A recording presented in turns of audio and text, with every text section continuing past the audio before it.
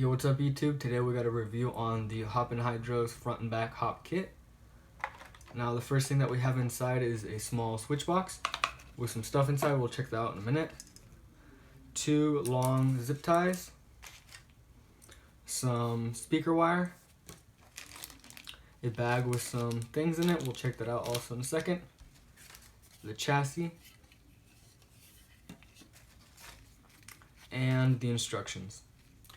And inside of the switch box we have 2 small zip ties, 4 small gears, and 2 Jackson motors. And inside of the bag we have some string, 2 U-bars, 2 alligator clips with the covers on them, 2 small button switches, some Velcro to attach the body on, and a small power bar. Okay, so the first step is to grab your U-bar, slip it into the slot right there, put it in, and then slide this end in like so.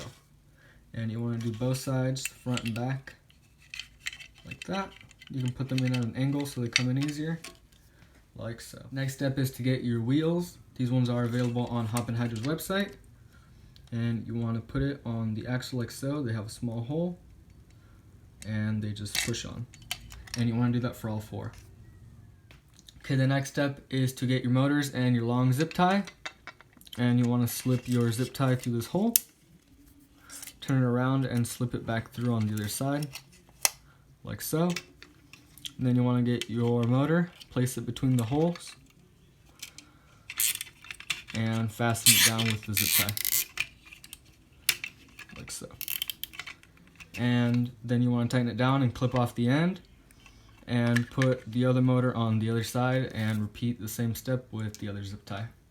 Next step is to grab the top of the switch box and your button. Slide your button through the hole, and then you want to take the small lock washer that comes with it, and then put on your nut and tighten it down, and do that with both switches. After you have that done, you want to take your small power bar, lay it on top of each prong from each switch, and solder them on each side. Next step is to cut off a piece of speaker wire long enough to reach between these 2 motors, and then you want to solder it on right here, like so, and then on this side slip it through this end, and you want to wire it on like that and solder each side.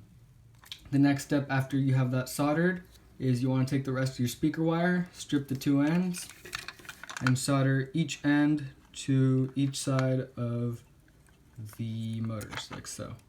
Next step is to cut these wires that are coming off at 2 feet and strip the ends, and then you want to take the other 2 feet that were left over and split them in half all the way, like this, and then you want to take them and split them in half.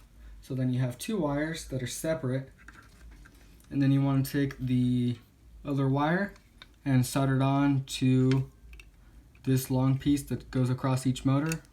The next step is to grab your small zip ties and use them to hold down the wires. There's 2 small holes here and 2 small holes here. Same with the motor, in and out, and use that to hold them down. And then you want to take all the wires on the back and slip them through the holder, like so. After you solder that on, you want to take the other wire that you haven't used and solder it on to the side with the power bar. Slide on the protective cover, like so. Then you want to take your alligator clips, and I don't know if you can see that little hole right there, but you're just going to slide the wire through there, like so, and you're just going to bend it down, and then you're going to solder that, and then after you're going to take some pliers and bend over these 2 small ears right here, like so, and this one too, like that. And then you're gonna put it on something like that and slide the cover over, and then do it for both.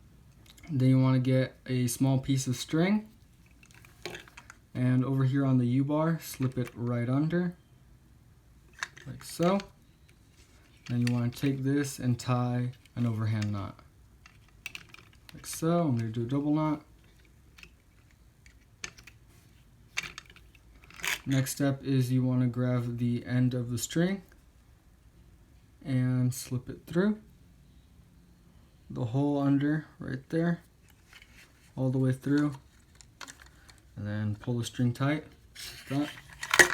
And at the bottom there's one hole that leads to the motor shaft, and you want to slip it in there, like that, and pull it through. And you want to do this for the front and the back. The next step after you have the two strings put in is you want to take your small gear and grab the string and slip the gear right over it, like so. And you want to leave just a little bit of slack in the line, but also not too much. So here it is. And then you want to push it onto the motor. So now I got it hooked up to a 7.5 volt battery, and we're going to see what it does. First the front hop, and then the back hop, and then the bunny hop, which is both switches at the same time,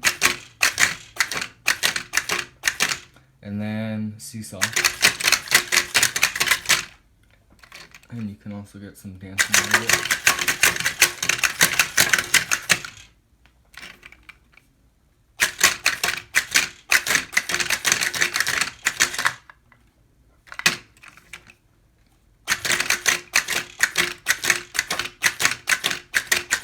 So overall, this is a great kit. It's well made, although the wiring is a little more difficult on this one since it has two switches, but it's a good step up from the front hop kit. As always, I'll have the link down in the description below, and that's it. Peace.